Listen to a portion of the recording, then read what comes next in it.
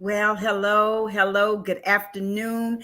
Come on in, join us for what is going to be, I promise you, a great conversation. You're going to learn some things. You're going to meet an awesome, hardworking, talented woman. Listen, that is what the Achiever Spotlight is all about. So we welcome you back for another edition. Listen, October is on and popping. And so we want to make sure that you don't miss a single conversation because these are conversations that are informative, they are educational, they are empowering. And so we all need all of that. So I want to ask you to like and to share this with your networks this afternoon. Let me just tell you, and I want to do this for the next several times that we come together. The purpose of Achiever Spotlight is really to showcase a segment of our population, namely Black women who are all too often underutilized, underfunded, underappreciated and celebrated, and definitely underpaid. And so our goal is to begin to erode those things that have been in place from the beginning of time. We want to tackle that. We want to make sure that we bring these women into the spotlight as best as we can to our network. We want, and let me just say this, and I make no bones about it. We want to facilitate connections that will lead to opportunities for collaborations, for ministry, for business. We want to hopefully lead to us supporting one another. And I am completely unapologetic. I make no excuses. That's our goal. We want you to know who these women are, what they're doing, what they're accomplishing, what they're bringing to the table. And if it presents an opportunity for you to connect, for you to learn even, excuse me, in your own life, then we want to make sure that you know. So today, I am so excited.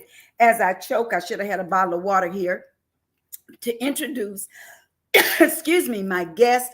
I've lived in Palm Coast for the last 18 years. And Donna was one of the first people actually that I really met and kind of connected with, and one of the first people who made me feel welcome. And one of the things that people have come and gone in my life, as I'm sure they have in your life, and that happens over the years. But over these last 18 years, Donna Banks has been a constant in my life. We don't see each other every day. We don't talk every day, but here is what I know. If I lay my head on a pillow at night and I need help, I can call Donna and she's going to do something. So that's the kind of people that you need and want in your life. She is the mother of one male child, Gregory. She is a friend to many, including me. As I've said, she is a professional community organizer and activist. And she is the founder and brain trust of the F.R.E.S.H Book Festival. And so without further ado, I am excited and delighted to introduce my friend, Donna Gray Banks. Yay! Welcome, my friend.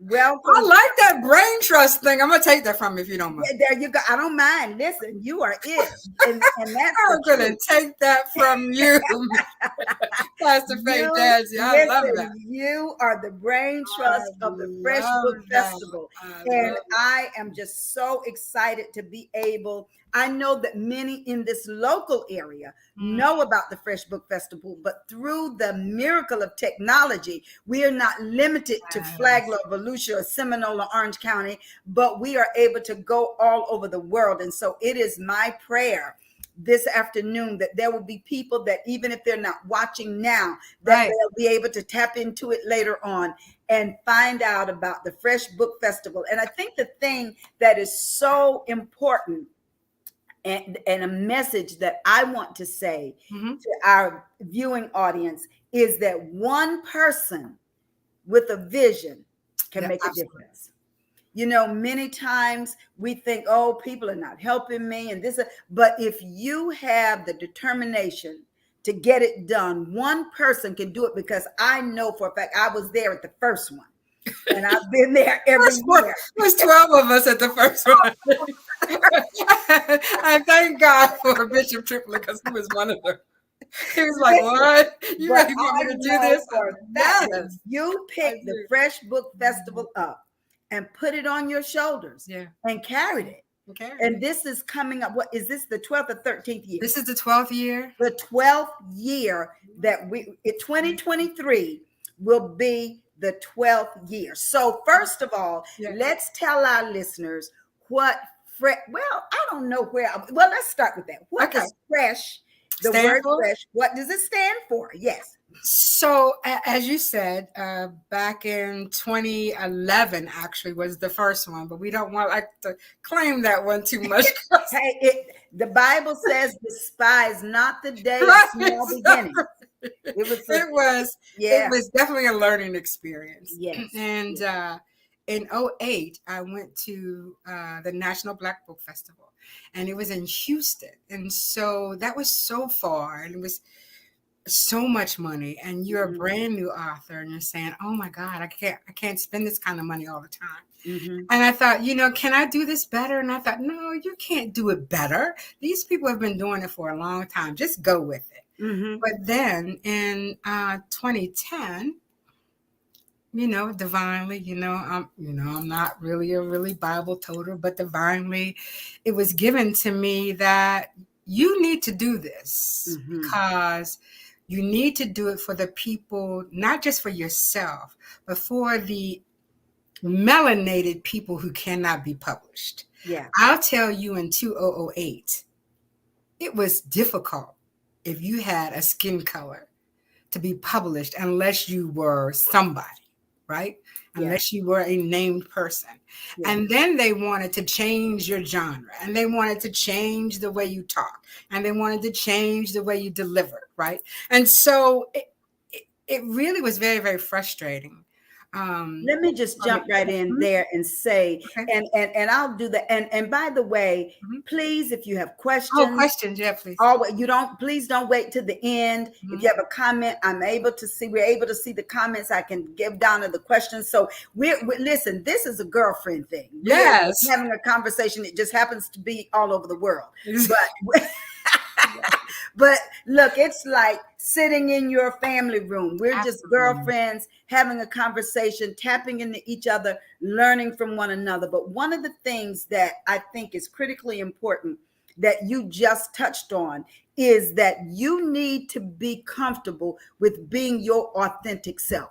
You don't need to always, and this is something that we as women, and especially as women of color, that seems to be our specialty, is trying to morph ourselves into somebody that other people say is acceptable. I want to speak to your spirit, to your heart, to your mind this afternoon and say that you are already enough.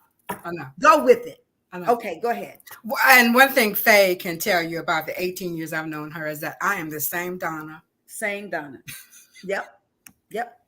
I'm the same person. No pretense. Maybe not in physical appearance, but in the belief that women can do all things. Yeah. That's never changed. Right. Now, how we get there is a whole different story. But and so let me go back and knowing that it was so hard for us to be published, I thought, what can I do? And divinely, I woke up. I had the logo, I had the name, and the direction to say, do it. So F.R.E.S.H stands for fiction, romance, erotica, spiritual, health, happiness, whatever you want the H to stand for, right? Yeah. And so it encompasses all genres. We didn't want to leave anybody out. And in doing that, we needed to be adopted, right? And we needed to be adopted by a city that understood that literacy was important. And the key was that I met a wonderful woman. Her name is Commissioner Paula F.R.E.S.H, who understood that the people in her section, Zone 6, really needed to encompass literacy for themselves, for their children, for the community. And she took it on and gave it to the commission. The commission approved it, and they have been premier sponsors ever since. And I thank the city of Daytona Beach for that. But let me circle back. And so once we found out that we could not be published the way we wanted to be published, the divine purpose said, find your tribe, Donna. It's out there. Put the tribe together so that when someone needs to have a book published, you have an editor, you have a designer, you have someone who could give them focus on where to go, how to outline it. And that's what F.R.E.S.H is all about. You might not get everything you need while you're there at the festival, but what you will do is meet people in the industry that are so awesome and so giving. And people that look like you. And people that look like that's the other missing element that a lot of us forget, is that there are people who look like us that can do everything that other people can do. We don't always have to go outside of our community. As a matter of fact, let's be deliberate about working within our community. I love what you said.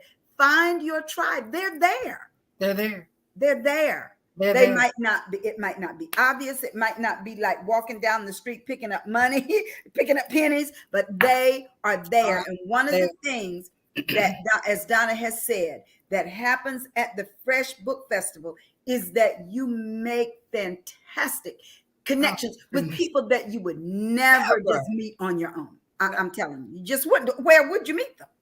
You just never would. You just never would. It just would not happen. And and that's the important part. That there is melanated genius all over the world. All over the world. So tell us, so you talked about, and there may be some aspiring authors that are listening to this or that will listen to it later on. So when you I don't want to necessarily get into the creative process of writing, because that's kind of personal, I guess. Right. But when you think about you have this book in you and you're writing your manuscript and what's the first, what do you need? Because like you're saying, we are not Joyce Meyer, we're not whoever the woman is that wrote, these people that write all these books, or you're not Colin Powell. You don't have a literary agent, and you don't have, all this. So how does a Faye Dadsey, who is known in Palm Coast and Daytona, and not that's all not true, but okay, we'll go with that. Not only just in Daytona, in Palm Coast and Hope Fellowship. How does one go about, what's the first step? What do you need to do? I think you have to decide what the story is that you want to tell. Okay. Most of our stories are so personal. Yes. Right? Yes. That we're afraid to tell them. Yeah. But then you have others out there who, Lamont Gant and Marlon Mikulski, they write Black science fiction. If that's what you want to write it. Right? Because, we need to be seen in space. Yes. Yes. We need to be seen in space. Yeah. If you want to write about fictional characters, if you want to be the mermaid, write about it. Right. Because unless we write about it, we will never see it. And the things that you're holding in are the things that can help somebody else. It's so interesting that you should say that, because I know almost everyone has seen the fallout from, and I'm not a Disney fan, quite frankly. I would never. You couldn't give me a free ticket to go to Disney. I'm just saying, I went about 25 years ago. Yeah, that's it. That has lasted me until today. Right. And until I meet Jesus, I'm good with not going back. So, but, I know everybody has heard about the fallout from The Little Mermaid or whatever the Disney thing is, because the character is Black. It's fiction. She can be Oriental, she can be white, she can be Black, she can be Latina, she can be anything, because it comes from the imagination of a person. So I love what you're saying. Imagine, let your imagination be what you want it to be. Don't let someone rain on your parade, because what your vision is not conventional wisdom. It is not what everybody embraces. If it doesn't exist, create it. Listen, if somebody hadn't created cars, we'd still be riding in horses. Exactly. I think we were responsible for some of that too. But anyway, so if it doesn't exist, and that's not limited to writing. You Right. know, God spoke the world into existence Mm-hmm. out of what he saw. He saw it in his mind. It's called the And universe. it came from the mind of God. Right. And so we are created in his image. And this is not church, so I promise I'm not getting ready to preach, but I think this is relevant. Yeah. And so we have that in us. So if what you envision does not does not exist, don't let anybody tell you it can't exist. It just doesn't yet. Right. And that's and divinely given. Listen, if you don't have what you want, Donna, then get up and do it yourself. Right. Right. I can't keep telling you to do it. You have got to get, if you need something and you can't get it from somebody else, then you have to try to do it yourself or find someone. Because I'm real big on collaboration. Yeah. We're not competitors, we're collaborators. Right. Right. Right. Right. If I cannot do everything, and Right. I know that there's somebody melanated out there who can do what I can't. Right. And I must say that the tribe that we have put together in the last 12 years, I have only had to change the photographer. And Wow. that's only because photographers are busy. Right? And just because I'm having a book festival and want to pay them $2 doesn't mean that they're going to do my festival, right? Right. So I'm so divinely blessed to have a group of people who believe that literacy is a legacy, and we just Say that again, please. that Please. literacy is a legacy. Don't run past that. I'm sorry. Literacy That's is a legacy. It's something that we need to think about leaving behind. And listen, we were not allowed to read. This is what I want to tell everybody. Don't forget, we were not given the ability to be literate. Mm-hmm. They didn't want us to be illiterate in the King's English. We were literate in the English from our motherland, right? Mm-hmm. Mm-hmm. They never wanted us to be literate in the King or Queen's English. I don't know who you want to call it, right? Whatever. Right. And so how we dismiss it bothers me. It bothers me that we don't do cursive writing, because believe it or not, a lot of old documents are done in cursive writing. And you're not going to be able to read it because you don't even understand it. Right. And is that purposeful? Maybe. But you know, as you're saying, literacy is a legacy. We there was a time, it's like for me, I'm as passionate about reading as I am about voting. Okay. There was a time that you would be, if the slave masters caught a slave with a book, if somehow they got their hands on a book, they would be severely punished, because the slave masters understood the power of literacy. Absolutely. They understood it. And so you would be severely punished. People died that we would have the right to vote. Literally cost people their lives. So we can't just throw that away and say, oh, it doesn't matter anymore. We literacy is a legacy. What are you leaving for untold generations in terms of knowledge and the love of knowledge? We have to, for the lack of knowledge. Yeah, we perish. People perish. We perish. That is so true. We don't want to perish when the knowledge is accessible, but we don't have an appetite for it. There's so many great things that happen at the Fresh Book Festival. And I have watched it morph and evolve over the years. I mean, now they're great speakers, people from all over come and they share freely there. And they listen, it's not one of these cliquish sort of standoff thing. People are right there. You can walk right up to them.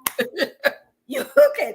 I don't make you dress up. I don't make you put on jewelry. I want you to come. You can just come. And I mean, what is a ticket? $3, $2? What is it? I think it's $7 this year. Oh God! Oh my gosh! $700. Woo! Listen, you can't get a Happy Meal. You can't for that anymore. You cannot. And yet you can walk into this huge, beautiful space Mm-hmm. and interact with people from every walk of life, Yeah. every level of accomplishment. Every. Some that people, they have people there that are actually producing movies. And Yeah. I mean, so it's not just the written word. It's Yeah. That is a written word. well, it is, but I mean, they're putting it on the screen. Yeah. These are actual, real Yeah. people that are making movies. They are writing books. They're Yeah. doing Broadway play. I mean, you name it, right They're here there. in Daytona Beach, Beach. and Yeah. you can walk right into the room, you and I, and mingle with them, talk with them, and they will talk with you. One of the things that I love about the Jewish people is they tell their own story. They do. They will not allow anyone to Diminish. dilute, or, Diminish and what I'm going happened to to use the them. word No. that you probably won't hear often, bastardize their narrative. That's right. They tell it. They tell One it. of the things that we must learn to do through reading and writing is to know our story and tell it. And listen, my grandmother, I tried time and time, tell me the story. Tell me the story. And she would say it's too painful to repeat. But I said, Grandma, if you don't tell me the story, how will we ever learn How will we know? what's happened? Right? Right. And so that was her generation. That's 2 generations ago. Yeah. Enough of that. Right. Let's tell the story. Let's tell it. Let everyone know what it's like. Let everybody know that, we have seen tremendous differences in the world in the time you and I have been on this earth. Yeah. Right. Yeah. And how that has evolved us. Yeah. And unless we put it in writing, no one will ever know. If you study the African culture, which we derive from, they were great storytellers, but they were oral. Yes. And they would pass it from village to village and person to person. But to your point, Donna, when you only do it orally, when you pass off the scene, what?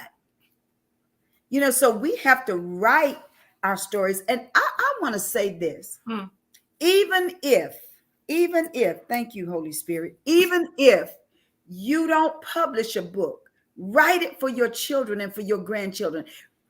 Tell the story of your family, of your sacrifices, of your accomplishments, of the things that you have overcome, so that it may not be for the general public, but you have a story. Your own personal family has a history that's worth telling. That I would love to know about.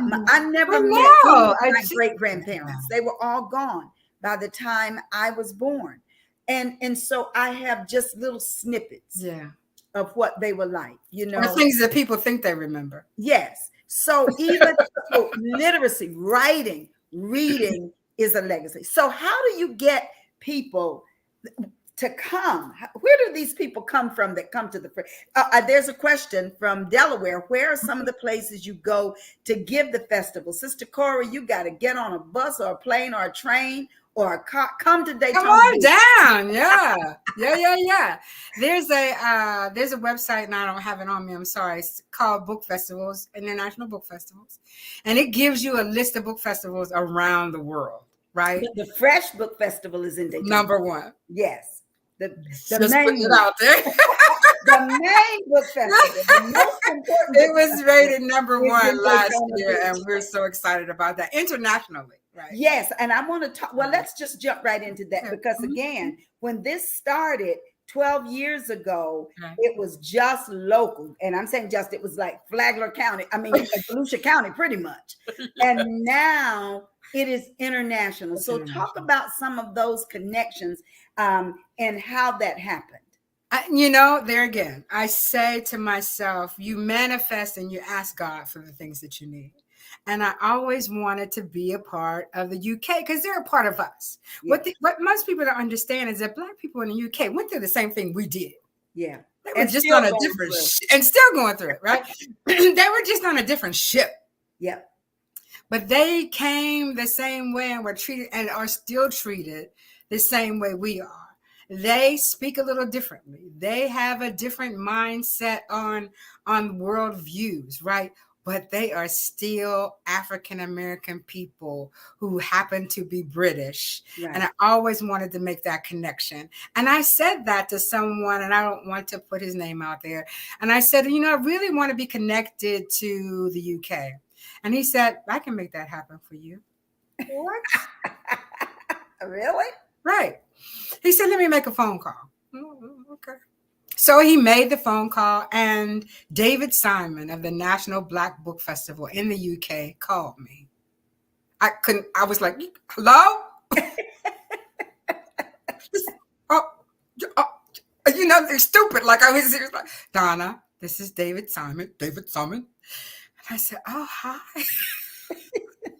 Stupid, I said, I'm so excited to meet you. I really wanted to make that connection. Boom. That was it. That was 3 years ago. And so now every year there's international. See how stuff happens? Now every year there's international representation at the F.R.E.S.H Book Festival. Indonesia, Ghana, Nigeria, the UK, and we will accept anybody else who wants to be a part of it. We will find 10 or 15 minutes for you to come join us via Zoom or however the platform is. We'll get you there. Zoom them in, and they're on the big screen like a jumbotron. Yeah. And Donna interviews them, and I'm believing that this festival is going to be so impactful that they're going to get on a plane and start coming. I'm speaking I really would love that to happen. Yeah. I do know that the UK still is kind of, has problems with communication and traveling, but just the fact that we've made those connections overseas are unbelievable. Right. This year, they had their festival online. Lamont Gant and Marlon Mikulski were able to be a part of that. And that's the collaboration, that's the connection that's made. I was able to interview Troy Johnson, who is the head of ALLBC, who's been in the business for more than years than I would ever think of.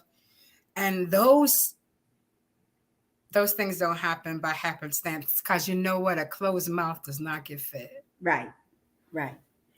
And so maybe book festivals are not your thing. Writing may not be your thing. But what I hope that is being conveyed today is that whatever your thing is, put your shoulder to the wheel and push it. Absolutely. Whatever that is. Whatever that is. Connect with people. None of us are an island. And so, as Donna has said, as we collaborate and make ourselves open and available to connect with other people, then great things can begin to happen. So, Donna, as you are planning for 2023, what will you do new and different in this new festival? We're going to bring more people from overseas on the throne, definitely. Okay. We are going to bring a noted speaker. We're working on the contract right now to talk about the power of the pivot. Right? Okay. Because we all had to pivot in 2019. Oh, yeah. We all had to pivot in 2019. We're going to have a complete kaleidoscope of poetry. We didn't talk about that. Right. And we have some well-renowned, as you know. Yes. Poets in this area who do not get the marketing that they deserve. So we're going to have a night of kaleidoscope poetry, and that'll be Friday night, the 24th. And we're going into the studio at Midtown. Most people don't know it has a studio. There is a full-fledged music studio there, and that's where the poets will be speaking from, the kaleidoscope of poetry. Other things are still in the works. I can't really talk about it. It's going to be taken to another level. But let me back up to one of the things that I did not mention is the movie. Oh, film festival. The film festival. Talk a little bit about. Listen, this thing is legit. I'm telling you. For those of you who are local, or those of you who would want to come. Don't miss this. It is a cultural smorgasbord. Yeah. It really is. And we need, and please, ma'ams and sirs, expose your children. Yes. If you have children, if you have young grandchildren, if you have young people in your life, don't allow them. We need to be exposed to more than rap and twerking. Right. There's plenty of that. Yeah. So let's see if we can develop and encourage others. And I know many of you have that, but let's encourage others to just try it. It's a minimal investment, but the film festival is really great. Let's talk a bit about that. So our first filmmaker was Travis Hunter.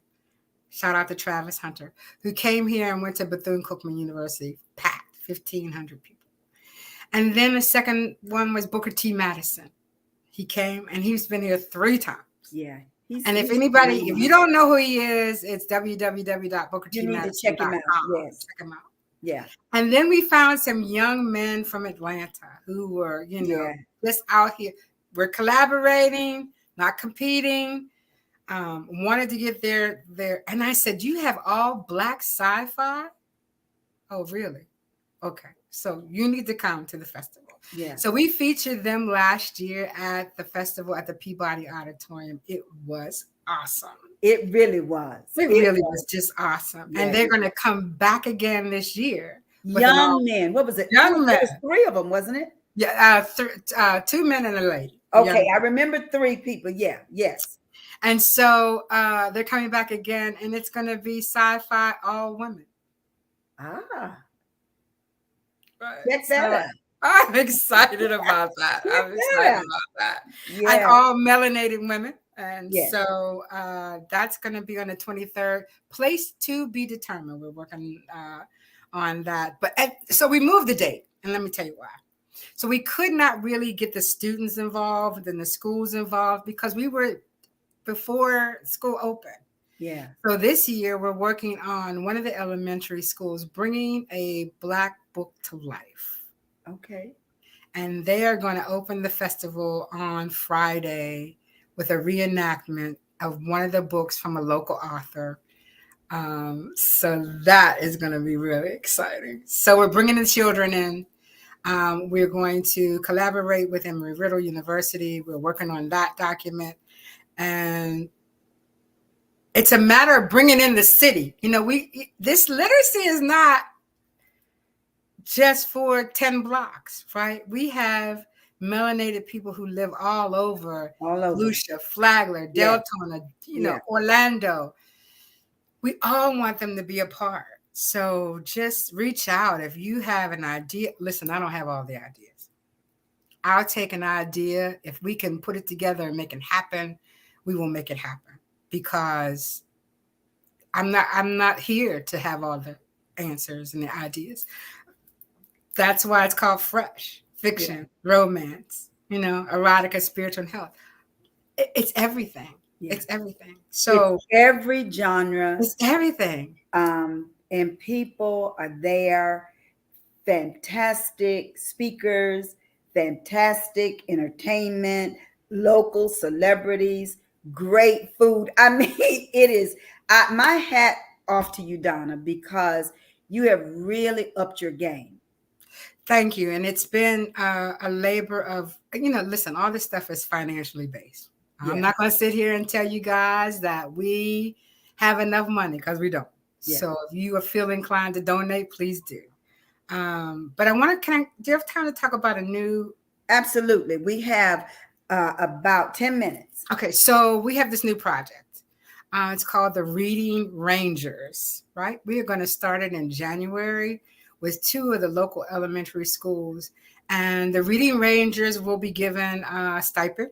The children will be given a stipend. And at the end of 5 months, they will be given a tablet. Now, we're going to start with 2 elementary schools. I do not have the permission from the principals yet, so I don't want to say who they are. Right. But here's the thing.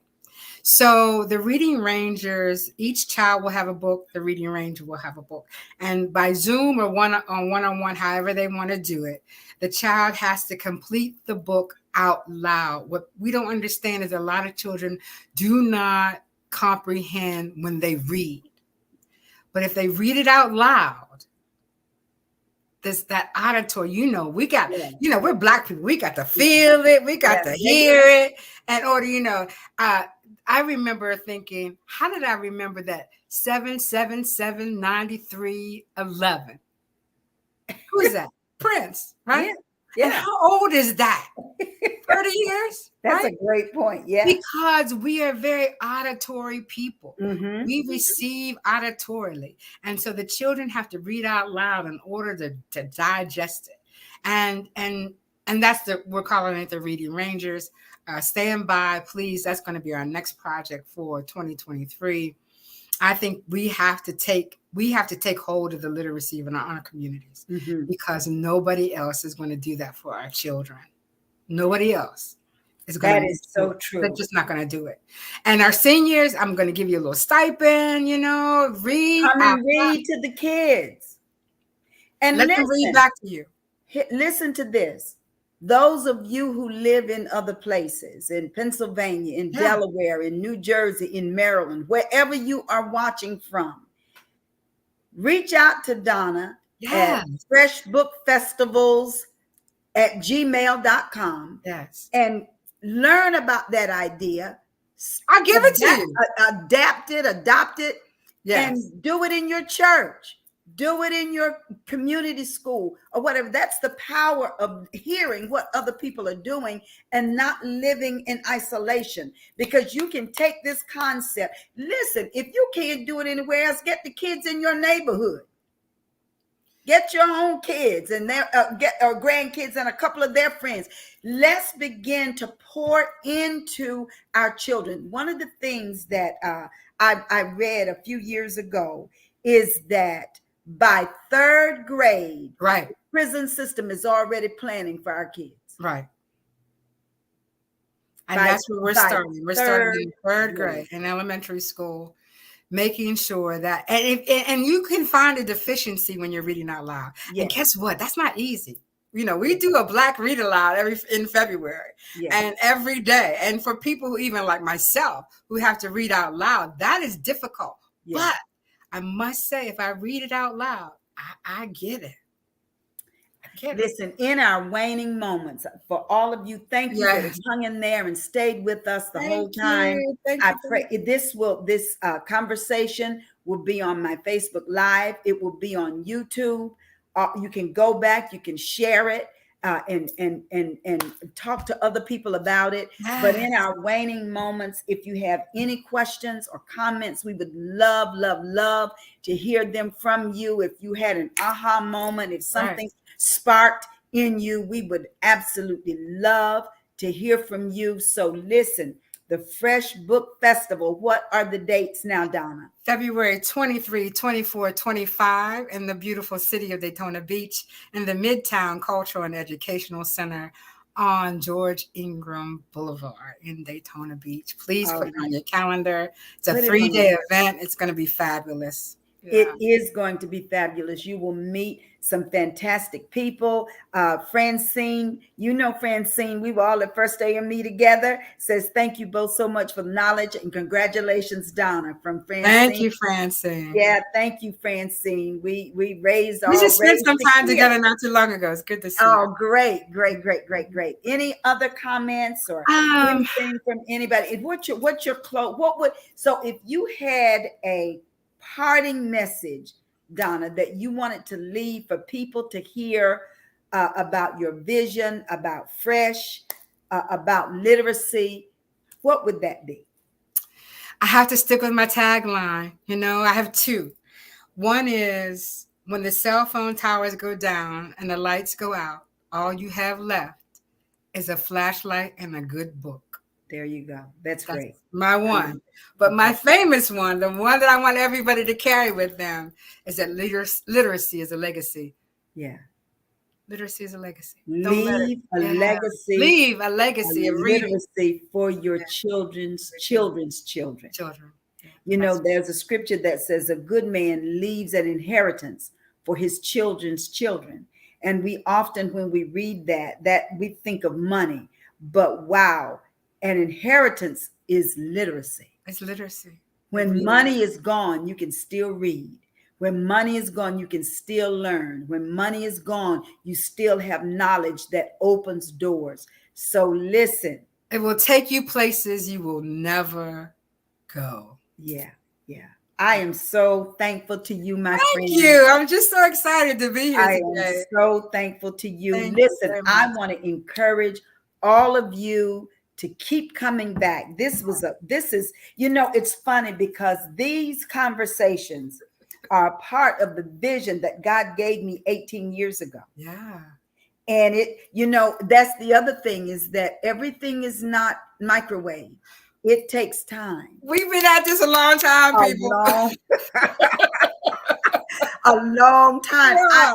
I really, when the Lord gave it to me, I really wasn't clear, but over time, the vision has become increasingly clear of what the Lord is saying. Building connections, collaborating, working together, supporting each other, making sure that you do your part to invest in others. Because listen, it's not just about me or you, it's about all of us together. We all win when we work together. So I want to thank Donna, thank all of the others who have come before. Next Saturday, listen, October is a beast. Next Saturday,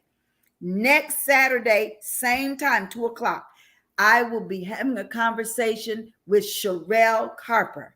Sherelle Carper and my sister, BJ Smith, were some of the first African-American women air traffic controllers in the country. You talk about beast. Talking about a beast. These women kicked the glass ceiling kicked it out. You're talking about Black women who landed planes. They were in the towers. They were the ones talking to the pilots, telling them the coordinates and what they could do, talking about courage, talking about nerves of steel, talking about education, talking about how important it is to be able to read and to comprehend and to understand. The reason that they could do that is because they could read. Right. They could not have had those. The ladies from NASA that nobody ever talked about. NASA? Say that again. What were the ladies from NASA that nobody ever wanted to talk about, that put the man on the moon? Oh. Anyway, these are the same type of women. Same type of women. Nobody ever wanted to talk about. Nobody gave any credence to about what they did as far as space is concerned. And that's why we're in space. That's right. If you watched Hidden Figures. That's it, Hidden Figures. Hidden Figures. That's they were Black women were the first computers. Remember, if you listen, they called them computers. They did. Back in the day. That's a true story. So Sherelle and BJ have retired from being active air traffic controllers, but let me tell you, they are still doing it. Sherelle is now the president, and I want some of you to connect. Please come back, share this with others. Sherelle is the president of the National Association of Negro Business and Professional Women out of Washington, D.C. She will be with us next Saturday. Some of us need to get involved with that organization. Can you imagine the kind of connections you could make being a part of that organization? And then on the 22nd, we will be talking with Dr. Nina Cherie Franklin out of Atlanta, Georgia. She is a health, wellness, nutrition, and exercise genius. She's going to talk to us about eating better and not some lofty thing, with this big diet plan, but practical things that we as African-American women talk about, our body types, our metabolism, and all of that, things that are relevant to us that perhaps others don't understand. Our blood types. All that good stuff. You need this information. So come back next week and meet Sherelle Carper. Come back the following week and meet Dr. Franklin. And then in November, I'm going after the under 40s. There's some under 40s. They are doing it. Listen, they are doing the darn thing. You don't want to miss these conversations. So we thank you again for being here today. Thank you for your Pastor Dad, just play 1 minute. Yes, please. Get a mammogram. please get your mammogram. Please. Please. Thank you, Donna. I said that on homework on Wednesday, and Please. thank you for reminding us. And here's my other thing about that: no excuses. No excuses. Don't make an excuse. They're And I'm free. so You can get serious it about free. that. No excuse. Is that if you don't have transportation and you live in Flagler, Volusia, I'll I'll come and come get you. get you. And if you live somewhere else, I will pay for your Uber. But go and get your mammogram. Don't make excuses. It's a matter of life and death. All right. So again, thank you all for being here. We love you. We Thank you so appreciate you. much. And keep coming back. Tell others about Achiever Spotlight. It's going to change some lives. Have a great rest of your day, everybody. Thank you, Donna. Love you. Thank you. Love you. Bye-bye. There we go. Good job. Yeah, that was a good job.